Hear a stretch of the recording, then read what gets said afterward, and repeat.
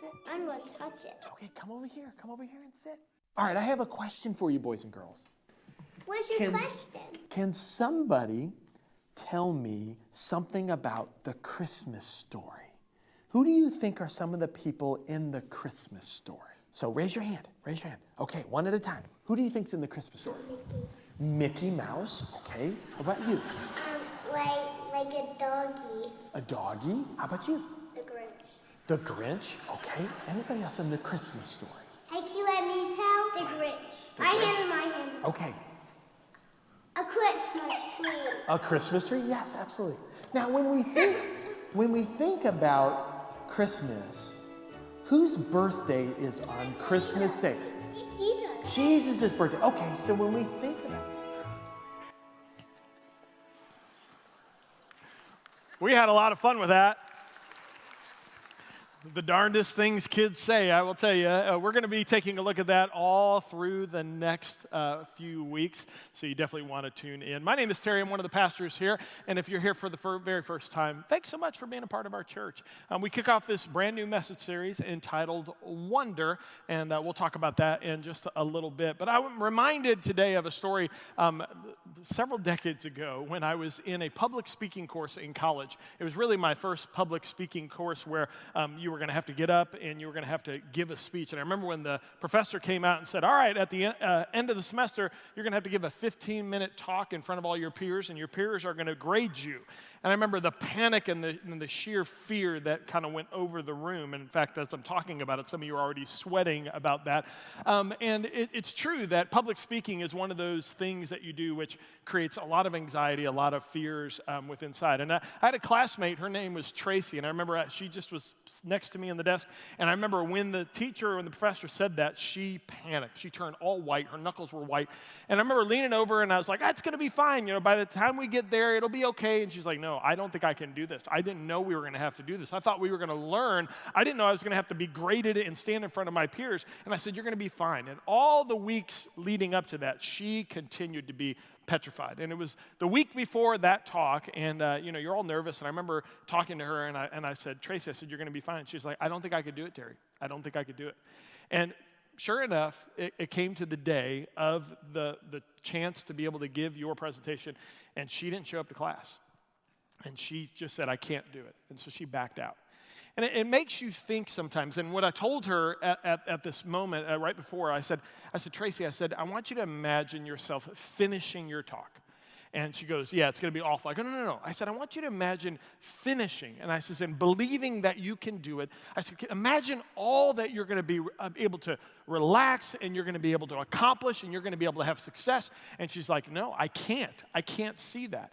And it really speaks to this idea that when certain circumstances come into our life, isn't it true that a lot of us, we either see it with fear or we see it with excitement. And it really depends on the personality. Well, today, as we kick off this series, we're going to dive into that a little bit.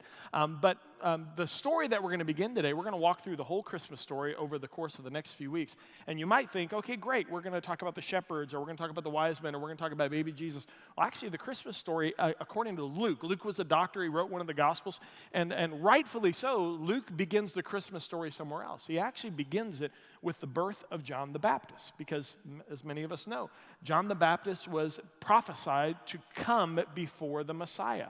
And so 400 years of silence has occurred. And so the Christmas story, the breaking of that 400 years really begins with this story. And I love it because as we begin to prepare for our Christmases as families, we all do this, don't we? We want this Christmas to be better than the last. We want this Christmas to be unique. We want this Christmas to be special for us and for our families. And sometimes we get to the end of the Christmas season, we're like, I wish it was better. So prayerfully, we're going to talk about how we make sure that we don't miss this season and we really grasp the wonder of the season. So in order to kick it off, we're going to pick up the story. And this tells the story of a man named Zechariah and a woman named Elizabeth. Luke chapter 1, verse 5, let's pick it up. It said, when Herod the Great was king of Judea, there was a Jewish priest named Zechariah. He was a member of the priestly order of Abijah. Now, let me kind of give a little background. Zechariah was a priest, And as a part of the priestly duties, he would have to come and he would rotate with 24 divisions. And his responsibility, when his time of duty was there, he would serve for 8 straight days at the temple. They would have many different exercises and different things that they would have to do. But the hope at that time was also to be chosen for other types of assignments. So Zechariah is there, and he's getting ready to be able to perform his priestly duties. It says he was there along with his wife, Elizabeth, and she was also from, next tree, priestly line of Aaron. Zechariah and Elizabeth were righteous in God's eyes, careful to obey the Lord's commandments and regulations. However, they had no children because Elizabeth was unable to conceive, and they were both very old. Now, when we read this, there's something really important that you need to understand. Zechariah is a priest. Elizabeth is from a priestly line. Back in biblical times, if you were to get married, your primary responsibility in marriage was procreation. It was to extend the line of the family and the generations. It wasn't like today where it's a Pookie Bear, I can never imagine being anywhere without you, I love you, you're beautiful, blonde hair, blue eyes. No, it wasn't that. It was specifically to procreate and keep the generations moving. Yes, there was some love here and there, but it really was functional in nature. And when that happened, if you were a young female, usually you were a teenager, and you were married, then immediately, like, well, some of you might feel this today, it's like, where are the grandkids? Where are the grandkids? Where are the grandkids? And it happens. But over a period of time, when grandkids don't come, then something else happens during biblical times. What ends up happening is that individuals then begin looking at you and saying, well, what hidden sin do you have? Why is it that God's not blessing you with kids?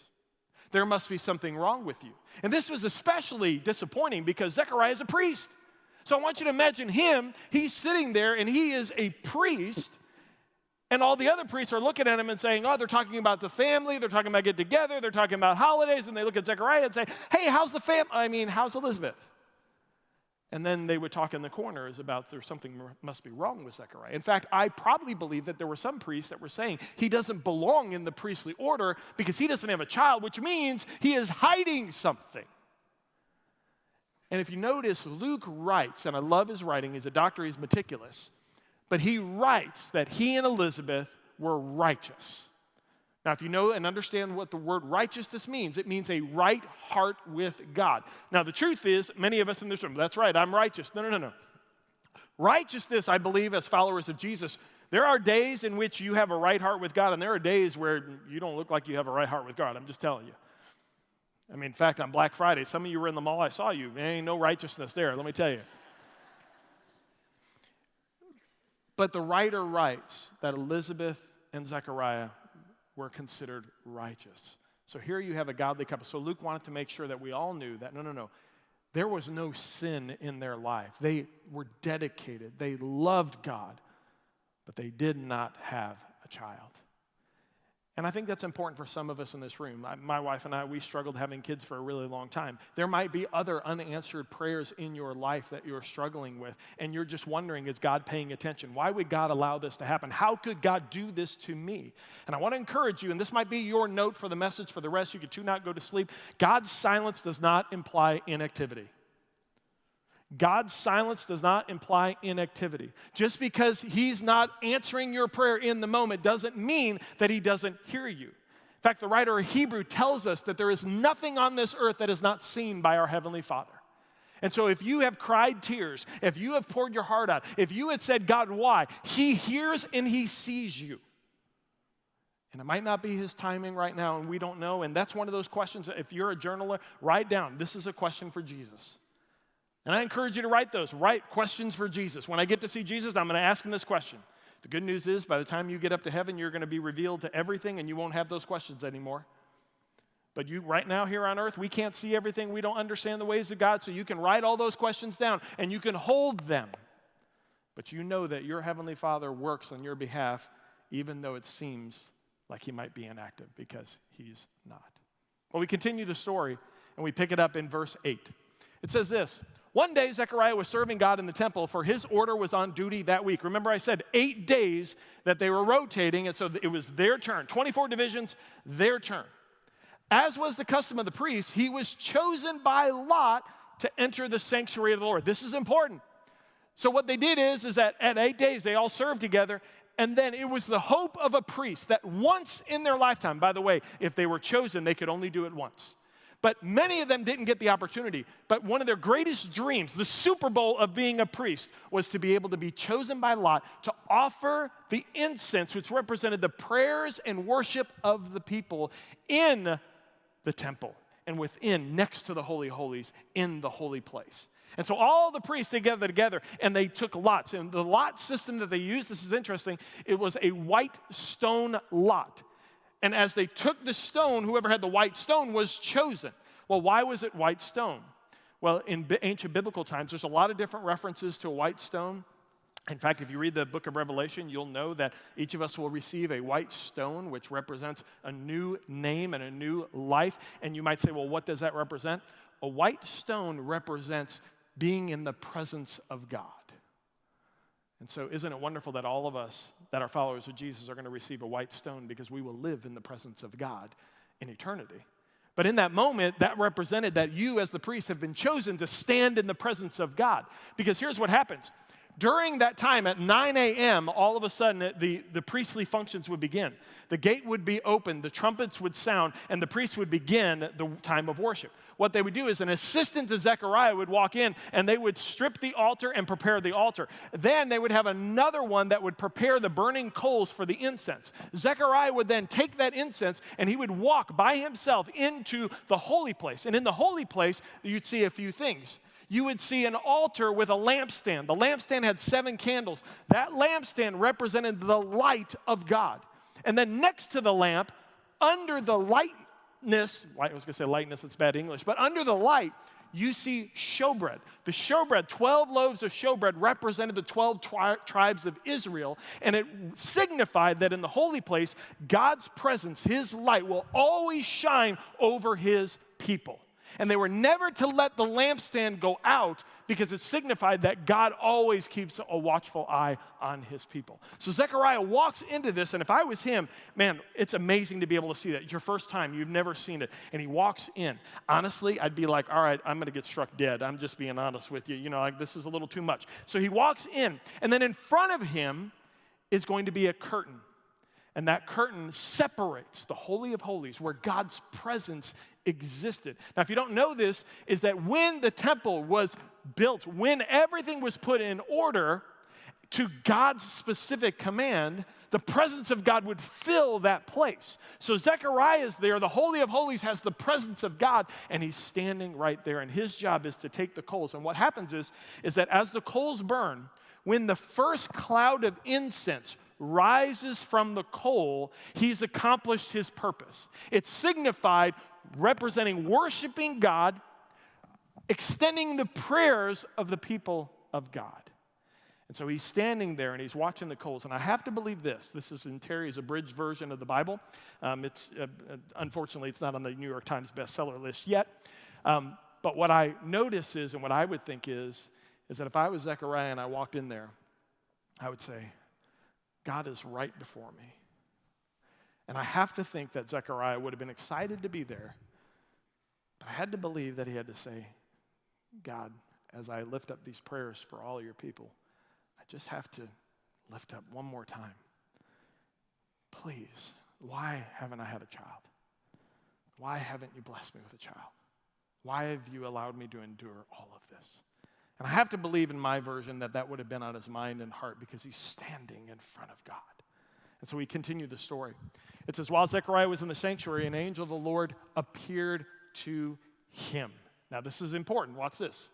The angel appeared to him, next slide, standing to the right of the incense altar. Now, in Jewish angelology, okay, if they have a study of angels in Jewish culture, it is known and believed that angels always, when they appeared, they would appear to the left of an altar or to the left.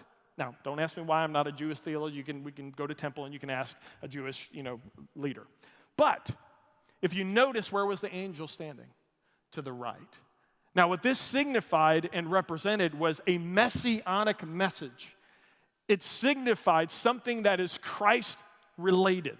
And obviously, the angel stands to the right of the altar, and the angel of the Lord, and he gives a specific message. And he says this, Zechariah was shaken and overwhelmed with fear when he saw him. But the angel said, don't miss this. The first thing the angel said, don't be afraid. Zechariah, exclamation point. God has heard your prayer. Your wife Elizabeth will give you a son, and you're to name him John. Now, I love this because I love what the angel does. It signifies what happens in humanity. Don't miss this. Zechariah is there. He knows the presence of God is on the other side of this curtain. So it's not like, look, I know in our today's culture, like we don't sit there and say, hey, if you go down next to the Chick-fil-A, the presence of God is right there. You can go see it. It's not like that, right? But here in biblical times, you went to the temple, you knew that the presence of God was actually in the temple. In fact, the people saw the glory of God descend on the temple. So when you're sitting there, you know that that's factual. So things like that happen. So Zechariah is in there, the presence of God is there, and an angel comes up, but the angel says, don't be afraid. Now, why did the angel say, don't be afraid? Some of you are like, well, Terry, it's not rocket science. He was afraid. No. I believe it's deeper than that. Do you understand that there is an antithesis to fear, and that antithesis is excitement? Do you know that the human body, that when we face a situation, and if you're standing side by side, like for instance, if someone said to me, hey, Terry, you weren't supposed to speak today, but this person got sick, would you be willing to go up and stand and give a presentation? I'd be excited for the opportunity because public speaking is not fearful for me anymore. So I'd be like, oh, absolutely. I'd love the opportunity to do this. Whereas imagine yourself next to me and they go, hey, would you be willing to do this? Fear would grip you, but isn't this fascinating? Do you know that the human body, both of us, if you were standing next to me, you would experience the same physiological change as I would. The adrenaline in your body, whether it's fear or excitement, is the same. Well then, Terry, what makes a person really excited and what makes a person fearful? It's the way in which you interpret the situation. Your body responds the same. So the angel looks at Zechariah and says, Zechariah, you have the opportunity right here. You have the opportunity to be excited. You have the opportunity to believe. You have the opportunity to be hopeful. So don't be afraid. And I think sometimes we know what happens in our humanity, don't we? I think it's almost like when someone comes to us and they ask the question, how was your Christmas? Do you know that I think that's a trick question? Because I think what it does is it pushes us into fear or excitement. Because how was your Christmas can elicit two different interpretations. One of us, if you're a follower of Jesus, how's your Christmas so far? We would respond and say, you know what, it's an exciting time. And now, even if things are rough, even if things are not perfect, what you're doing in that moment is you're hopeful for what God is going to do during the season. Because you believe as a follower of Jesus, he's the King of Kings, Lord of Lords, Alpha, Omega, creator of the universe, wonderful counselor. We celebrate who he is and we remember who he is in my life. So why wouldn't I be excited? Because this Christmas is the opportunity for God to do something amazing in my life. Excited. But there are many of us, when we look into our humanity, we're fearful. It's okay. We had a lot of sickness in the family. Or maybe you have a painful memory of the past. And when you're asked that question, you look to your humanity instead of looking to what God can do. And the adrenaline that pumps through your veins, instead of eliciting excitement, it elicits fear of the same status quo. So when someone asks, how's your Christmas going? The answer really depends on how you interpret the experience. So moms and dads, how you walk through the Christmas season is going to inspire your kids to either believe that Christmas is a time of wonder or Christmas is a time of the status quo and fear of what humanity has to bring. So the angel looks at Zechariah and says, do not be afraid. It's as if, and I love when you read this right now, I want you to look at those words, don't be afraid, and I want you to replace them. Don't be fearful, be excited. So, but the angel said, be excited, Zechariah. God has heard your prayer. Your wife Elizabeth will give you a son, and you're to name him. And I love this. This is one of my questions for Jesus. You know, you could have stopped at, your wife is going to have a child. Your prayers are answered. Instead, he goes, she's going to have a child. And by the way, you need to name him John. Why? What was that all about? I think we're going to see. The angel continued and said, for he will be great in the eyes of the Lord. Now, the reason why the angel said this is he fulfilled prophecy. In Malachi chapter 4, verse 5, it speaks to the idea of someone coming to prepare the way of the Lord, and that would be John the Baptist. In Isaiah 43 through 5, it was a voice crying out in the wilderness, and it was that voice that represents John the Baptist and where he lived. And so it was the fulfillment of prophecy that the angel said this and spoke this, and we see the beginning of the Christmas story. By the way, and for you Bible study students, we had 400 years of silence to this moment. Now, a lot of us, we hear in churches, 400 years of silence, and Jesus pierced through the darkness. He did. But if you really want to start the Christmas story, the first spoken word from a prophet or an angel in 400 years happened to Zechariah. It was the beginning of the Christ story in that moment. So now, ready? Be excited, Zechariah. You got this. Your prayers are answered. Remember, I said Zechariah walked in and saw the curtain and goes, God, please. God, why? And the angel shows up and says, your prayers are answered. Now, if you don't know the story, many of us, what are you hopeful for? Come on, Zechariah. Thank you, Jesus. Awesome. It's going to be a Cub fan. Yes. It's going to be great. But that's not what Zechariah did. Let's look at Luke chapter 1, verse 18. Zechariah said to the angel, how can I be sure this will happen? Do you see what happened there? Zechariah, buddy, you got an angel in front of you. And you just said, how can that happen? You're standing in the holy place. You got an angel who shows up. He knows your prayer. Don't miss this. Do you notice that the angel didn't say, yes, Zechariah, thank you for showing up today. Can you tell me what your greatest, hurt is and pain? And can you tell me what your prayer request is? He didn't do that. He came right out and he spoke directly to his need, which showed the angel knew him. And he said, well, I appreciate all this and, the wonderful glory of God thing, but, how can you make my wife pregnant? And by the way, if you're a husband in this room, Zechariah did it right. I want you to notice this. Notice what he said. How can I be sure this happened? I'm an old man right now, and my wife, she's also well along in years.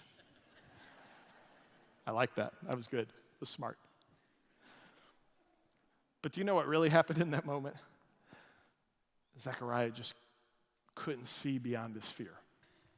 He couldn't see beyond his pain. I think one of the first lessons for us in the Christmas season, and the question that I would ask you, is as you approach as a family this Christmas, do you just think the same thing's going to happen? Do you just think that we're going to go shopping? We're going to gain a lot of calories. We're going to eat some really great food and some really bad food. Fruitcake, really? I mean, come on. We're going to celebrate Christmas. And then we're going to get right to the new year and it'll just repeat. If that's you, you're looking to the fear of the past and the fear of complacency. Or if you're a follower of Jesus, do you believe that this Christmas can be a memory like no other? That you're going to look back on this Christmas and you're going to tell stories about this Christmas because you believe in the wonder of God. Because the wonder of Christmas is available to all that actively choose to see it. It really is not about what you think, well, we'll just see if this Christmas is great. No. If you choose to see it, you will see it. Because the wonder of God is available to all. Now, I'll illustrate this one other way. I remember I was in Davenport, Iowa in November of 2016 when the Chicago Cubs played Game 7 of the World Series. I purposely went to the room by myself. I was speaking in Davenport, Iowa. We had several individuals who said, hey, come down with us, watch the game with us. And I said, no. I'm sorry, you obviously don't understand a long-suffering Cubs fan. I have to be by myself. So I went by myself in the room and I'm watching the game. My phone is blowing up. I have people sending me text messages. They're going to do it. They're going to win. And I'm like, stop it. Don't jinx it. We're cursed. We're doomed. It's going to happen again. I don't care how many runs we're up. We're going to lose. And they're like, oh, stop it. You got this game in the bag. They're winning. And if you don't know the story, the Cubs were up big. And then all of a sudden, I think it was either the 7th or the 8th inning, all of a sudden the Cleveland Indians back then, they hit a 3-run home run to tie the game. My phone went silent. And at that moment, I purposely said, I'm going to turn it off. My team was finally in the World Series. It had been, first time in my lifetime. And I'm about to turn the TV off. Why? Because we were such a cursed franchise. Everything bad that could happen to a team happened to a team. Anything that you could believe would go wrong would go wrong. And so I just didn't want to see it again because I've seen that story. I've been a part of that. And I just knew that that's going to happen again. All I could see was the negative. I remember when all of a sudden they got close and it was tied and everything else like that. I remember just sitting there and I just like, just get the misery over with. And when they finally won, I actually did this. When they won, I actually took my fingers and I actually pinched myself because I couldn't even then believe that it was real. I think there's a lot of us who live life that way, is no matter what is in front of us, no matter how good it is, we can't see the good in it. Instead, we just see the negative and we just see, you know what, it's just going to be bad. So maybe for you, your greatest message today is to understand that if you want the wonder of Christmas, you have to choose to see it, and you have to choose to believe in it. So Zechariah is there, and he has this encounter, and we pick up the story in verse 21. It says, meanwhile, the people were waiting for Zechariah to come out of the sanctuary. I'm sure some of those priests were like, okay, dude, your time's up. Okay, I know you got in there, but let's get out of there, or someone else has to draw a lot tomorrow. To come out of the sanctuary, wondering why he was taking so long. When he finally came out, he couldn't speak to them. Then they realized from his gestures and his silence that he must have seen a vision in the sanctuary. When we, as followers of Jesus, when we choose not to see the wonder of Christmas, when we choose fear, we lose our voice. If you're a mom and you're a follower of Jesus, if you live in the state of fear and you don't believe in the hope and wonder that Christ can bring, and you're living that day in and day out, you lose your voice and your influence to your family.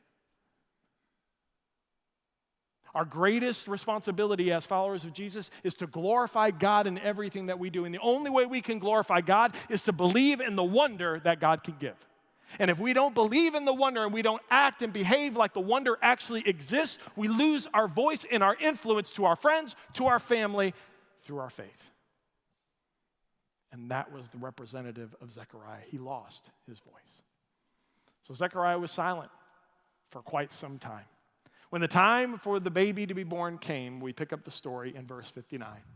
When the baby was 8 days old, they all came for the circumcision ceremony. They wanted to name him Zechariah after his father, which was cultural. But Elizabeth said, no, his name is John. What? They exclaimed. There is no one in your family by that name. So they used gestures to ask the baby's father what he wanted to name him. He motioned for a writing tablet, and to everyone's surprise, he wrote, his name is John. Instantly, Zechariah could speak again, and he began praising God. What I love in that is we see right away Zechariah saying, his name's John. It is what the angel said. It is exactly what the angel wanted. And I believe in the wonder of God. You see, God reminds us of his wonder when we all are still, and we remember that he is God. Remember who he is in our lives. Maybe Christmas is not just about giving and receiving like we think about. Maybe Christmas is more about trusting and believing. Trusting and believing in what he can do. So let's stop wondering about what God can do and embrace the wonder of what he's already done in our lives. My hope for you this Christmas and for my family is that the next time or the next moment I'm faced with an experience or an opportunity to exercise excitement, I want you to remember the angel and what the angel said to Zechariah. Don't be afraid. Don't be afraid. In other words, Zechariah, be excited. Be excited. So this Christmas, when someone says, how's your Christmas going? It's amazing. It's incredible. What an opportunity. And if you're not at that place, then I encourage you, in just a moment we're going to pray. And I encourage you, like Zechariah standing before the Holy of Holies, voice your pain, your hurt, and your fears, and give them to the wonder of God. Would you pray with me? Heavenly Father, I thank you so much for this message. And right now, in an attitude of prayer here in this room, God, and those watching online, God, you know the hurt in the hearts of your people. Because, Lord, the writer of Hebrews says there is nothing that goes without being seen by you. And so, God, right now, as Zechariah lifted the incense up, representing the prayers and worship of your people, God, right now, I lift up the prayers of this church, and God, I ask that you'd speak directly to their need. And I pray, God, that as you speak, that we would release the fear, the anxiety, the complacency, and we would embrace the excitement and the wonder of God. God, may this Christmas truly be special because we choose to see it, and may you be glorified. In Jesus' name.